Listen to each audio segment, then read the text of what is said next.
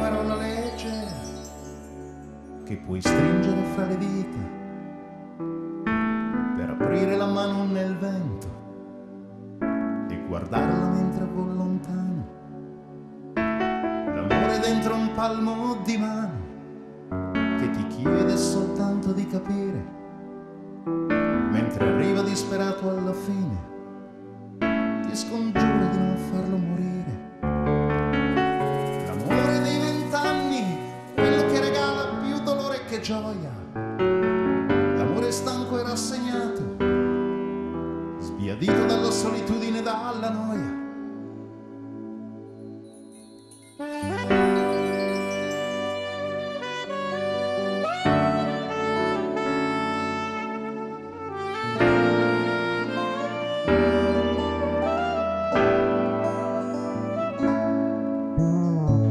Da bere da gustare per sentirsi in equilibrio sulla terra, l'amore che diventa odio appena sente bussare la guerra, quello che si vive una volta soltanto e si rimpiange per tutta la vita, che arriva quando ormai sei vecchio, ti fa scordare che è quasi finita.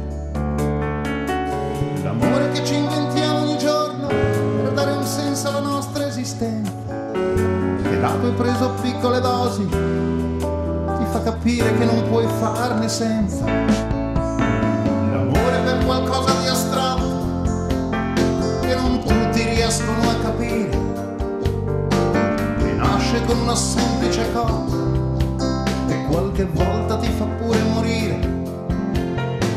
L'amore che strappa i capelli e ci rende tutti un po' calvi e cretini, l'amore che non fa rima con cuore ma che dovremmo imparare dai bambini.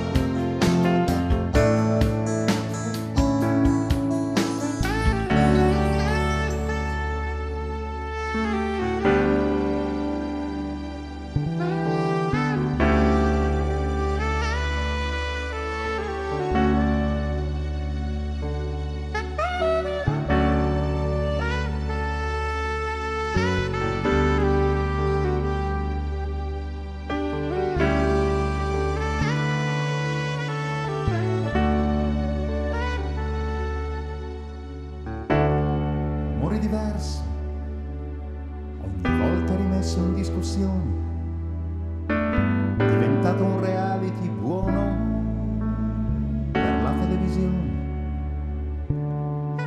Peccato che non esistano amori uguali, ma miliardi quante sono le persone.